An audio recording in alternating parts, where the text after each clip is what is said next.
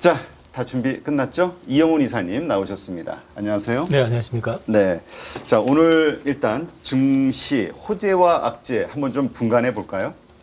갑자기 제가 이거 하던 게 아니라 가지고 네. 오늘 장중에 하는데 부랴부랴 하다 보니까 조금 미비하거나 조금 낯설게 돼가지고 조금 부족한 게 좀 있는데 그건 좀 양해를 좀 부탁드리고요. 네. 준비한 거 가지고 이제 설명을 좀 드리겠습니다.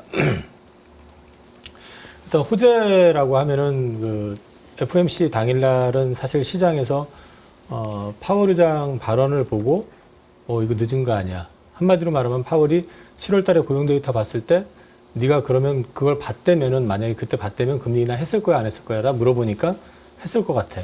라고 얘기를 한 것 자체가 시그널적으로 좀 늦었다라는 느낌이 들었고, 그리고 파월 의장이 발언한 내용을 가만히 보면 경기는 굉장히 견고한데 고용도 나쁘지 않은데 인플레도 그렇게 크게 뭐 잡힌 것도 없는데 B컷을 한다는 것 자체에 대해서 논리적인 설명이 좀 부족했어요. 그래서 이 부분에 대한 좀 의혹이 되게 많았었는데 자고 일어나서 가만히 생각을 해보니까 그렇게 나쁘지 않은 것 같아라는 또 심리가 좀 퍼지면서 시장에서는 좀 이제 안도렐리 비슷하게 이제 다시 좀 반등을 줬었다라는 측면에서 봤을 때 미국 증시가 일단 급반등을 줬다는 게 일단 시장의 긍정적인 요인이 됐었고, 특히 기대했던 거는 나스닥이 반도체 섹터가 굉장히 잘 나왔는데 우리는 반응이 별 이렇게 유쾌하진 않았죠, 사실은.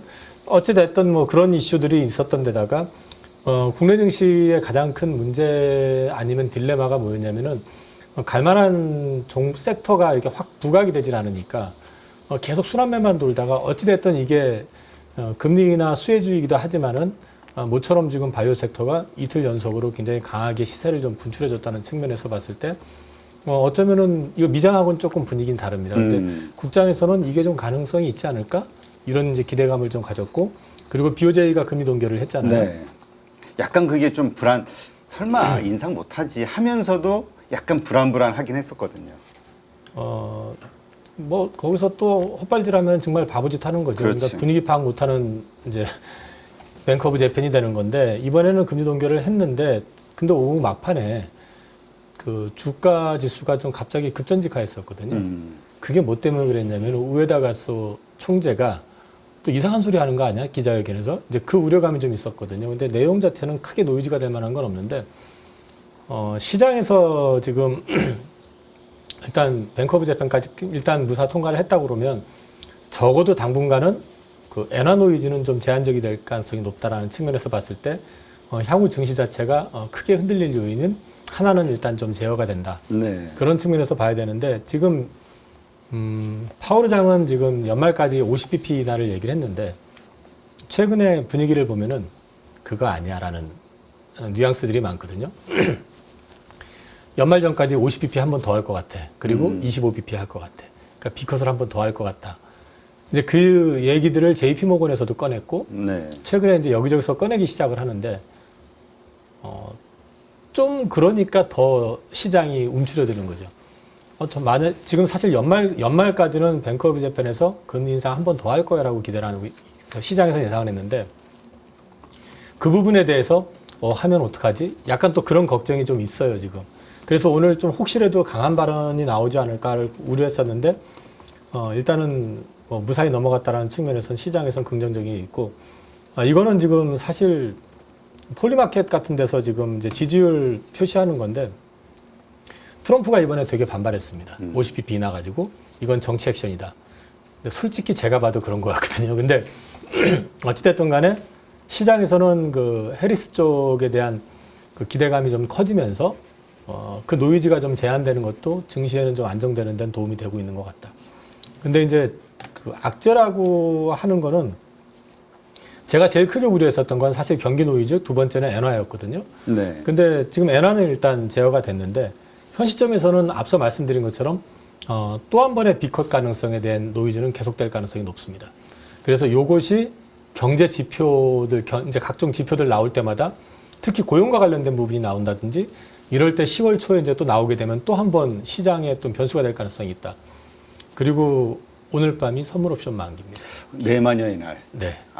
진짜 오늘 지금 선물 지수 보니까 약간 좀 불안하기도 해요. 그래서 오늘 우리 한국 증시가 좀 그나마 외국의 증시들과 비교했을 때 되게 약한 모습이었는데 이유가 혹시 이 선물 지수가 좀 빠지는 거 이것 때문인가 싶기도 하고. 빠지는 것 때문이 아니라 장 막판으로 가면 우리는 쉬는 날이잖아요. 그렇죠. 그러니까 그냥 불안하지. 무방비 상태에서 또 얻어맞잖아요. 그러니까 좀 알아서 그것도 영향을 좀 줬었어요. 사실은 오후장에 좀 급락하는 데 있어서 그것도 영향 주고 그다음에 이제 우에다 가서 총재 기자회견에 대한 두려움 같은 것도 좀 일정 부분 있었던 것 같고요. 그래서 일단은 지금부터 악재라고 하면은 결국은 경기 침체 노이즈가 시장에 어떤 식으로 표출이 될 것이고 어떻게 반응하느냐. 일단 엔화 문제가 하나 넘어갔다 그러면 그 부분은 지켜봐야 되는데 개인적인 느낌을 좀 말씀을 드리면 이전보다는 그래도 좀 편안한 것 같다. 네, 저는 개인적으로 그렇게 보고 있습니다. 알겠습니다. 자, 그렇다면 오늘 좀 특징적으로 보신 섹터나 종목들이 있다면 어떤 게 있을지 한번 좀 이야기해 주시죠. 이거 제가 장중에 작업하면서 이제 캡처한 건데요. 네, 전체 창으로 좀 해주시죠. 이게 그러면 작게 보여가지고. 딱 보시면은 이게 어떤 의미냐면은요. 그 거래량 기준으로 했을 때 전체적으로 봤을 때 지금 이제 상위 순번에 이제 있는 것들이 지금 뽑혀 나오는데 거래 대금 상위거든요, 이거는. 근데 1위를 보시면 유한양행이 잡혀 있잖아요. 네. 근데 이게 이제 삼성전자, 하이닉스가 워낙에 덩치가 큰 시가총액이 큰 회사들이니까 제껴놓고 그 다음으로 밑에 보시면은 6위에 넥스트 바이오메디컬이라는 회사가 있고요. 8위에 알테오젠이라는 회사가 있습니다. 네. 그리고 12위에 HLB가 있죠. 그리고 중간에 보시면 고려아연은 M&A 이슈가 있는 회사고, 그 다음에 가스공사는 또 대왕굴에 뭐 스케줄 나온 거 있어서 움직였던 것 같고, 근데 현대일렉트릭은 뒤에도 보여드리겠지만 이튼 주가가 지금 신고가 경신하고 있는 상황이라서 같이 이제 거래가 된 것 같고요. 로템 같은 경우는 이제 방산 관련해 가지고 뭐 남은 저평가 종목이다 해서 이제 나왔는데 종합적으로 보시면 결국에는 가장 많이 반응을 한 거는 바이오 섹터라는 거죠. 그러게 바이오가 강하네요. 바이오 섹터만 또 정리를 좀 해봤습니다.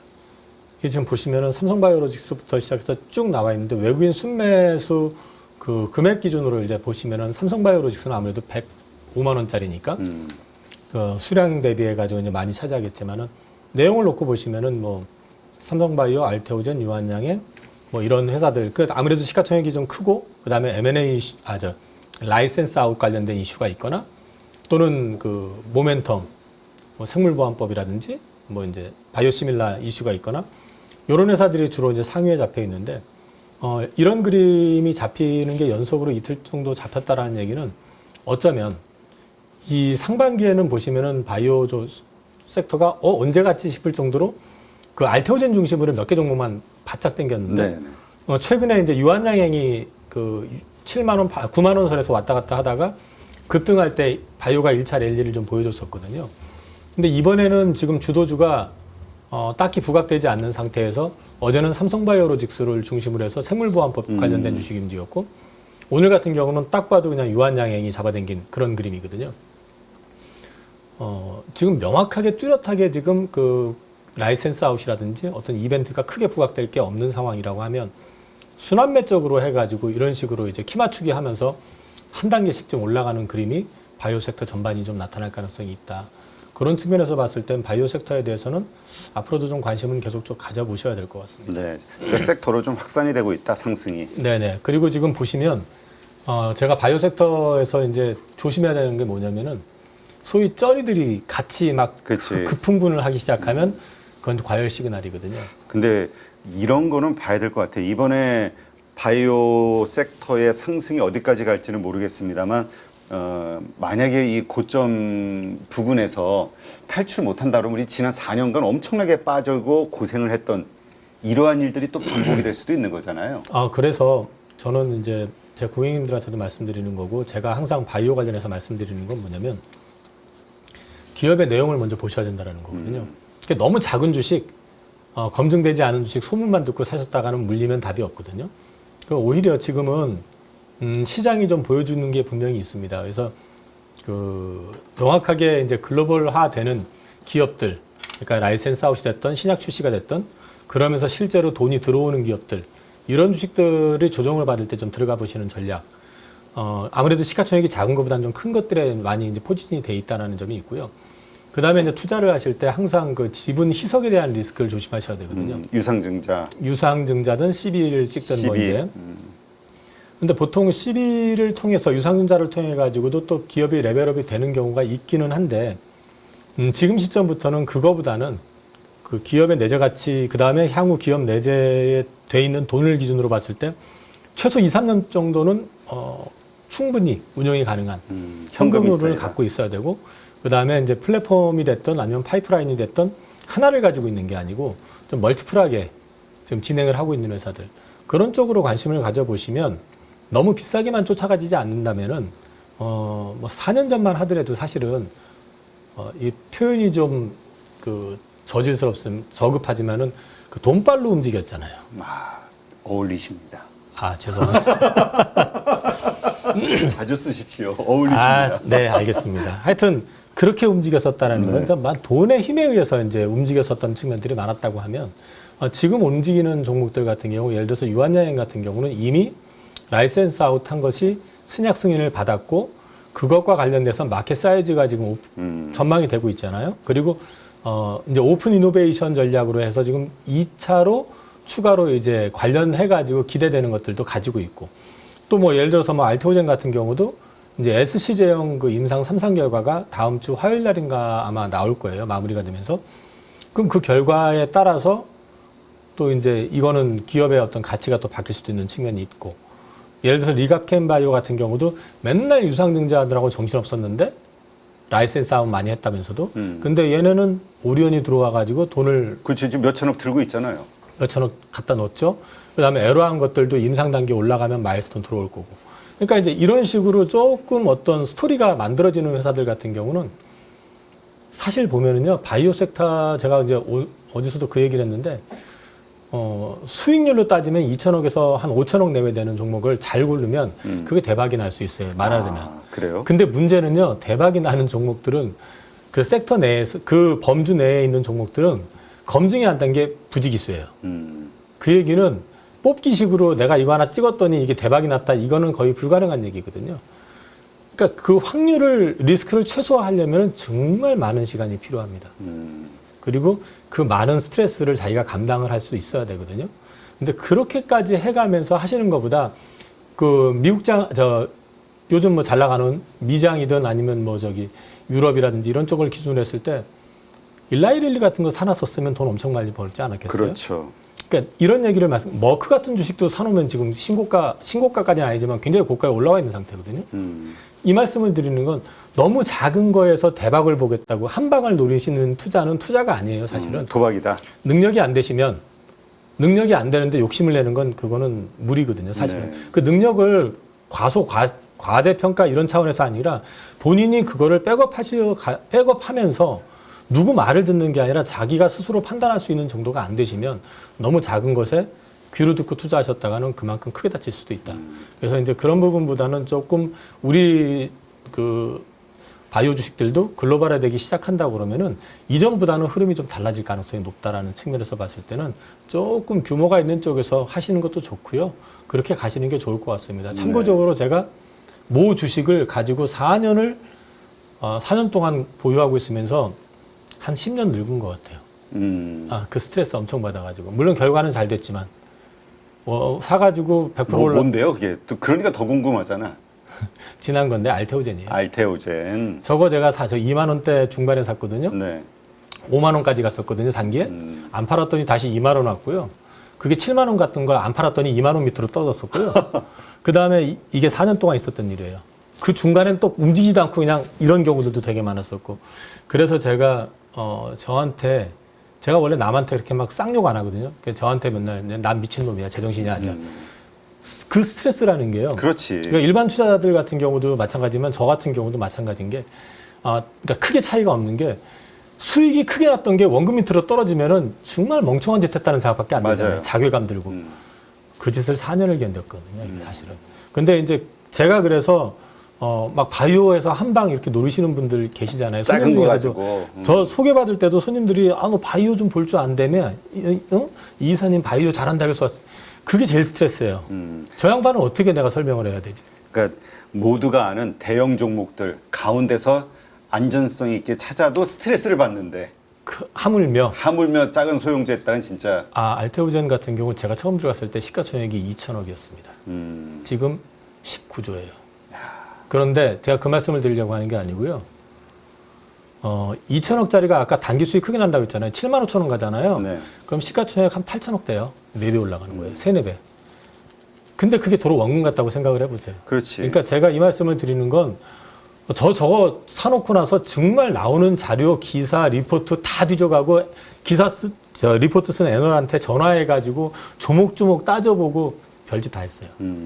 근데 이거 쉽게 되기 어렵다는 얘기거든요. 저도 그래서 그다음부터는 야, 너무 작은 거 하지 말자. 제가 이거 제명대로 못 살겠다는 생각이 들었거든요. 이 말씀 드리는 게 수익을 내기 위해서 투자하시는 건 맞지만 너무 지나친 욕심을 내시는 건 반대로 위험할 수 있다는 것도 말씀드리는 겁니다. 자, 그래서 이제 대형주를 샀는데 대형주가 이렇게 힘들게 하네요라고 하시는 분들이 요즘 많아요. 오늘 우리 삼성전자, 하이닉스 얘기 안 할 수가 없을 것 같아요. 삼성전자, 하이닉스 관련해서 그렇지 않아도 모건 스탠리 리포트도 읽었고 오늘 아침에 이제 거기에 약간 반박성 기사 노무라에서 나온 리포트도 봤고요. 심지어 모건 스탠리 미국 쪽에서 나온 그 반도체 관련 것도 나왔는데 우리는 지금 그 하이닉스는 셀로 나왔잖아요. 네. 사실상 반토막을 내놨잖아요. 목표 주가를. 12만 원이니까. 그 미국에서 낸 반도체 리포트는 중립입니다. 아, 중립이에요? 네. 이게 좀 뭔지 하여튼 근데 이제 노무라 기준으로 또는 트렌드포스 얘기 기준으로 말씀을 드리면 오늘 미래에셋에서도 나왔잖아요. 24만 원, 23만 원인가로 공격적으로. 근데 이제 목표 주가를 좀 하향해가지고 냈고요.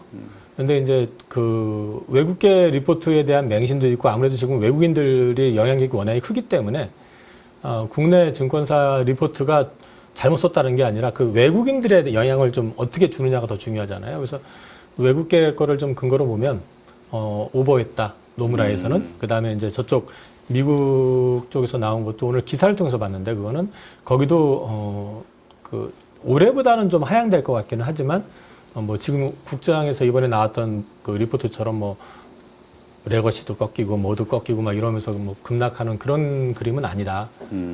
사실 그런 그림이 나왔었으면 마이크론 테크놀로지에 대해서 셀 리포트를 내야죠. 그렇죠. 그러니까 이제 그런 부분들에 대한 거는 좀 이제 그 아직까지 좀 딜레마 아닌 딜레마, 노이즈 아닌 노이즈가 있는데 문제는 수급이거든요, 지금.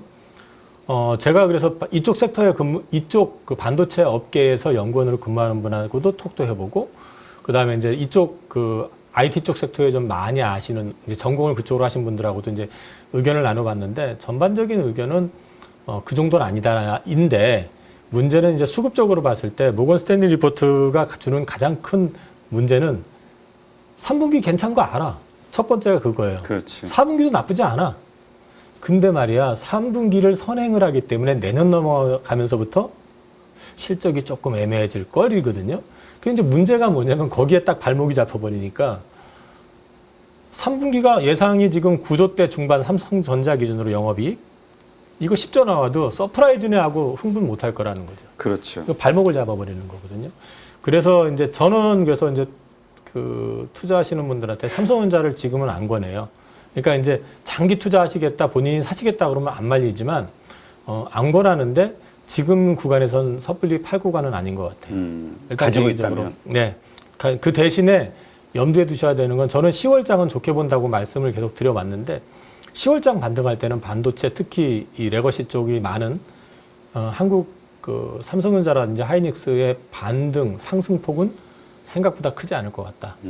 그래서 이제 그런 부분들은 감당을 하셔야 될 것 같고, 이제 제 고객님들 일부한테도 그래서 8월 말에 아무리 봐도 반도체 쪽이 상대적인 수익률이 좀 약해질 것 같으니까 조금 옮겨가실 분들은 옮겨가시자 해가지고 일부 줄여가지고 옮긴 건 있거든요. 네. 그 외의 분들한테는 지금은 제가 전화해서 지금이라도 이렇게 하시죠라고 얘기는 안 하고 있습니다.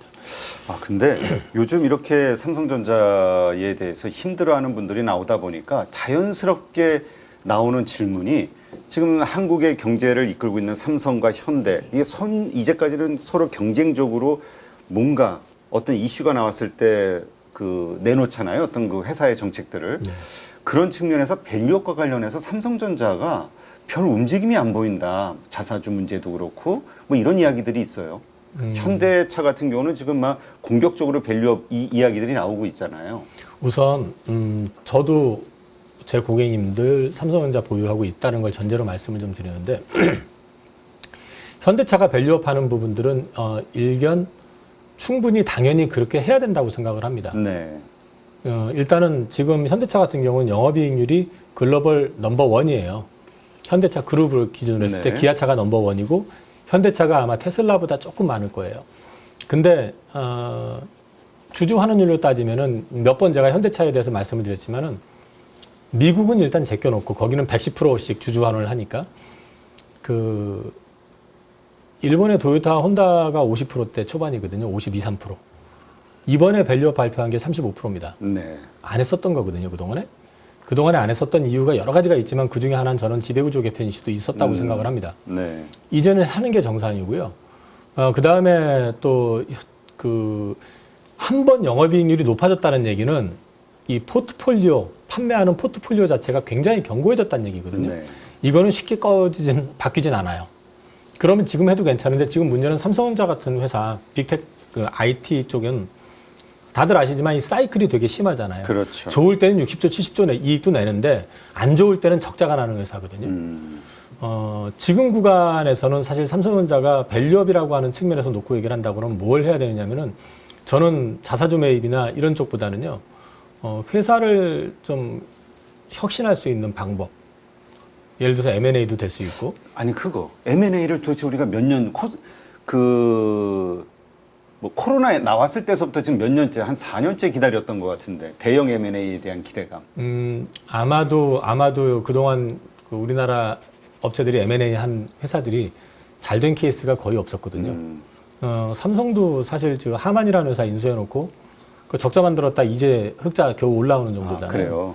그러니까 이제 삼성도 큰 돈 투자해가지고 애를 먹어봤었기 때문에 섣불리는 못하는 거 신중한 건 좋은데 너무 지나친 신중함이 또 이제 발목을 잡을 수도 있고 그리고 삼성은 한 가지 그 경영 공백이 좀 있었잖아요. 그 이재용 회장 관련해가지고 그 부분이 사실은 이게 의사결정을 빨리빨리 해야 되는 어떤 기업의 특성으로 봤었을 때는 좀 어려움을 좀 가중시킨 측면도 좀 있기 때문에 조금 인내하면서 지켜보시는 게 좋을 것 같고 그 다음에 이제 한 가지 더 말씀드리면 최근에 그 내부 구조 개편을 좀 하잖아요. 지금 조직 개편도 좀 하고 있고 그 다음에 문제가 뭔지 소통의 부재라든지 뭐 이런 것들 지금 계속 얘기하고 있잖아요. 이런 것들을 좀 변화를 좀 준다고 하면은 뭐 지금은 좀 이런 좀 혼란스러운 구간이기는 한데 방향만 제대로 잡으면은 아직은 기회가 좀 많다.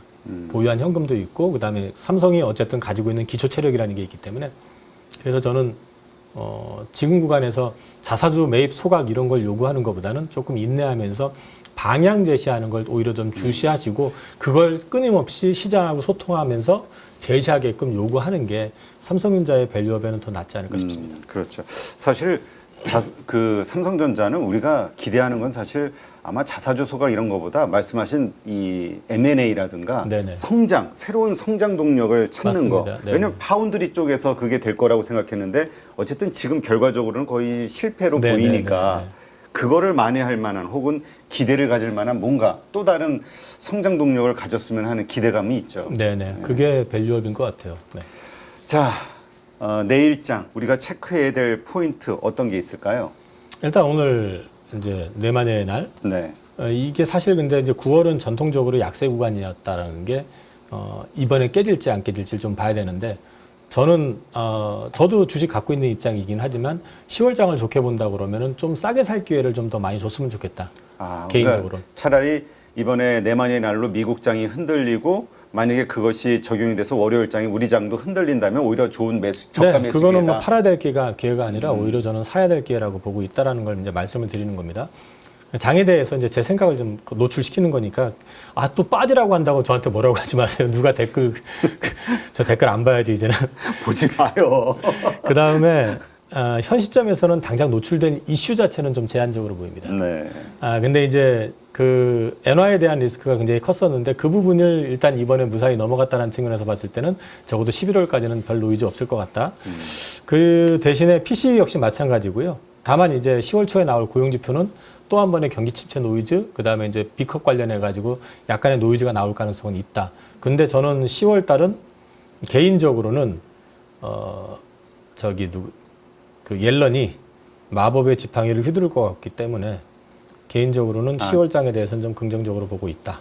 아, 맞아요. 미국이 10월 달이 그 새로운 회기가 시작하는 거기 때문에 재무부가 보유하고 있는 그 자산, 그거를 써가지고 재정 정책을 쓸 수 있다. 네, 다시. 그게 시장을 조금 바꿀 수 있는 모멘텀이 될 수 있을 것 같고, 그게 모멘텀이 된다 그러면 길면 한 달 보름에서 두 달, 짧으면 한 달 내면은 그래도 트럼프한테 줄 수는 없다라는 측면에서 보면 옐런의 입장에서죠. 그걸 고스란히 갖다 바칠 이유는 없잖아요. 그래서 이제 그런 부분들을 한번 생각해 보실 필요가 있고요. 지금 시간이 네, 계속 하시죠.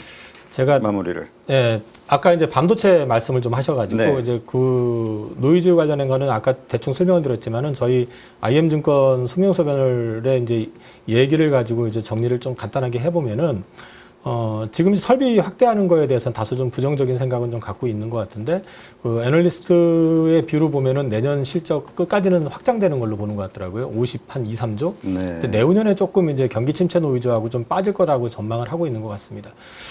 그리고 이제 앞으로 좀 보셔야 되는 거는 그 국내 증시로 봤을 때는 주도주가 나올 수 있는지 아니면은 9월 달은 뭐가 가는 장인지. 그러니까 주도주가 나온다 그러면 현재로 봤을 때는 1순위는 바이오가 될 가능성이 높다라는 게 개인적인 생각이고요.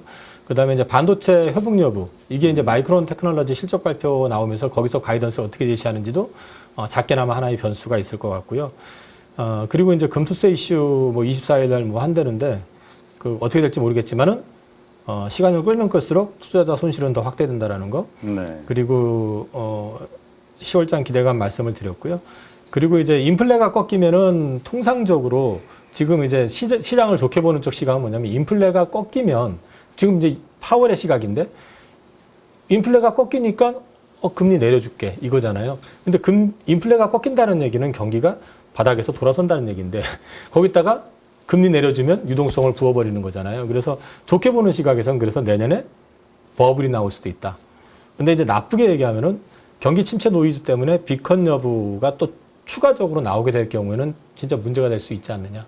그렇게 되면은 지금 10월 달에 옐런이 경기 부양 내지는 증시 부양을 위해 가지고 돈을 푼다 했을 때 그건 단기 처방일 뿐이고 오히려 그게 더 시장을 악화시킬 수가 있다. 그래서 봐야 되는 건 OECD 경기 선행지수다. 네. 라고 얘기를 하면서 이제 그래프로 보시면 지금 이제 다른 데는 뭐 보실 필요 없고 여기 미국을 보시면요. 지금 100 이하로 이제 근데 100이라고 이하라고 하기에는 좀 99.968778 뭐 이러니까. 근데 이게 이제 100을 기준으로 이제 확장, 수축 이걸 얘기를 하고 있는데 이게 이제 만약에 경기 선행지수가 지금 100 밑으로 내려오긴 했지만 이게 더 이제 심하게 꺾인다든지 그런 모습이 나오면 긍정적인 쪽보다는 좀 부정적일 가능성도 있다. 그래서 OECD 경기 선행지수는 앞으로도 좀 꾸준히 모니터링 하셔야 될 것 같다. 거기까지 말씀드리겠습니다.